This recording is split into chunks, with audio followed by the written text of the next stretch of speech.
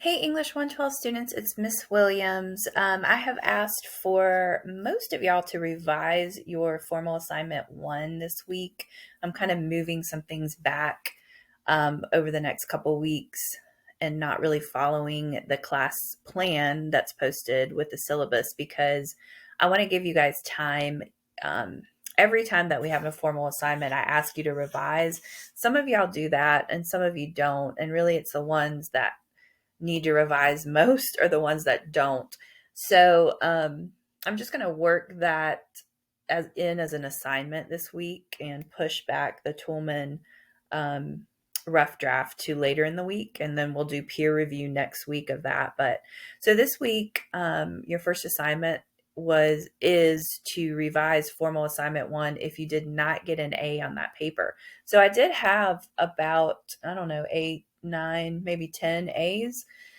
The average class grade was a 78, which is average. It's a C. So we did have some really great A's and B's, and then we had some really low grades. So the average should be right there in the middle, and that's good. But remember that you can always revise your formal assignments for a higher grade. And I can tell y'all that teaching these classes for the last 16 or 17 years, I can have students come through here that tell me they hate English, they hate writing, um, they think they're terrible writers, but they will revise their papers until they get A's, and they will get A's in my classes. So please don't ask me for extra credit. Don't ask me for extra time on assignments when you're not really managing your time wisely. Um, if you want to bring your grade up in this class, it's pretty simple. Turn in your assignments on time and follow directions. It's I know it's a wild idea. Follow directions and then revise your formal assignments whenever you get the opportunity to do that, which is every time. So I've given you feedback in Blackboard, very general things that you need to do in order to fix your paper. I'm going to show you a couple student papers that were A's, and just why they got A's and why some of you are not getting A's on your papers. So I can look at Jacob's paper, just quickly glance at it and scroll through it, and can tell you without even reading it that he's followed directions as far as formatting is concerned. So that's good for him. Then I'm going to read the paper. But the first thing I look at is formatting. So if your formatting's incorrect, then you've already lost me as your reader and as your grader, because I know if your formatting's incorrect, then it's possible that the content of your paper is probably not great either.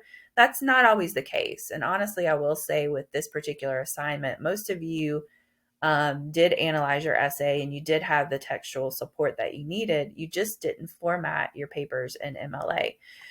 So, starting with his header, Jacob has his double-spaced header. He's got a unique title. It's not the title of the essay that you analyzed. It should be a unique title.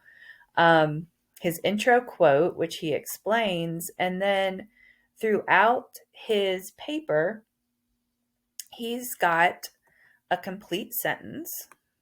Here's a complete statement, his idea, his analysis, then a quote. Then a colon, and then a quote and citation to support his statement. So I should be able, theoretically, if I removed all the quotes from your paper should still make sense. Your paper should still have complete sentences in it. There should not be sentence fragments in your paper, or it's not going to make any sense if I remove those quotes.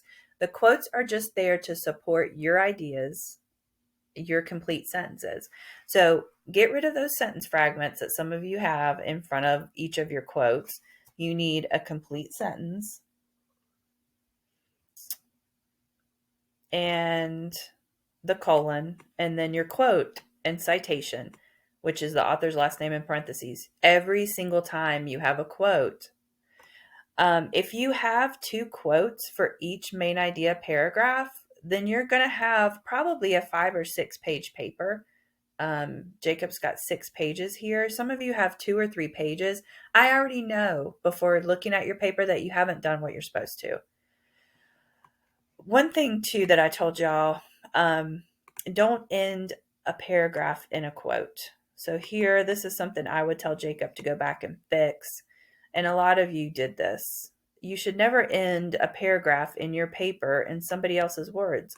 So here's an opportunity for you to say something else about this quote or add a transitional sentence. You never end a paragraph in a quote. So I would read the rest of this. Obviously, his formatting for his quotes is correct. Then I go to his works cited page. It is correct. Every punctuation, every detail on here is correct. Some of you don't even have a works cited page, first of all. Some of you have done APA instead of MLA because you're using a citation maker. Some of you have centered your citations. So you have works cited at the top. Your first line is left flush at the left margin. So it's not indented or anything like that. It's just right there, left flush. And then every line after that first line should be indented. But this is the basic formatting and the information that all of you should have for each of your essays. Every period, every question mark, every quotation mark, whether the publication's italicized, whether there's a period at the end, all of these little details I am looking at and I am counting off for if you don't do it correctly. Because a part of what I'm asking you to do with MLA is to get the formatting correct. And that's really half the battle. I mean, most of you can string a sentence together or a paragraph together and make sense at this point in your lives. But, learning how to follow directions about formatting is what's ultimately going to help you in any college course that you're in, whether they're asking you to write in APA or they're asking you to write in MLA. You want to make sure that you see what that professor expects from you and follow the directions accordingly. One really basic thing that I'm seeing in a lot of y'all's papers too is your paragraphs are just too long.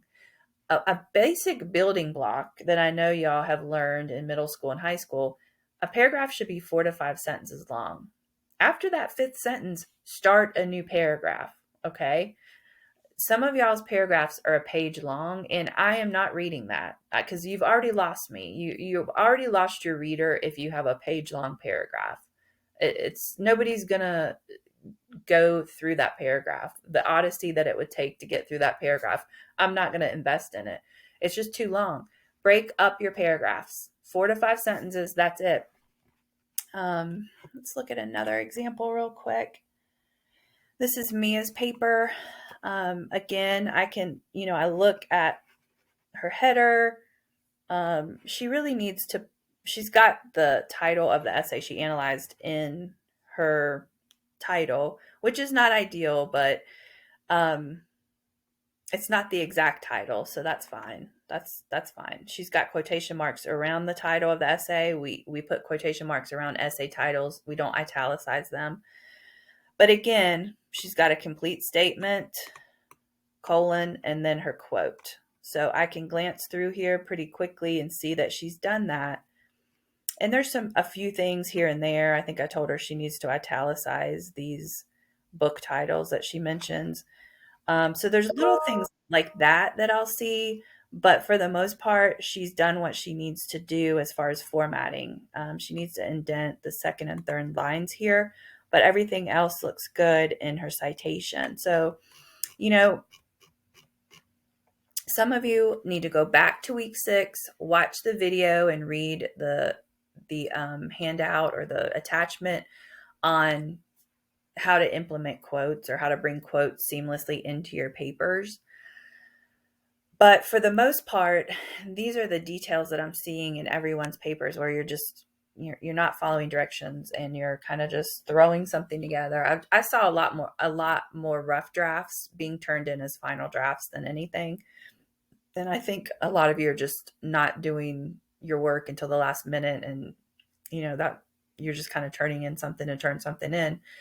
And, you're getting the grade that goes along with that. So please take the time and the opportunity to revise your paper, turn it in by Wednesday. You'll submit it in that same link with week 6 that you submitted the first draft. If you have questions or you know need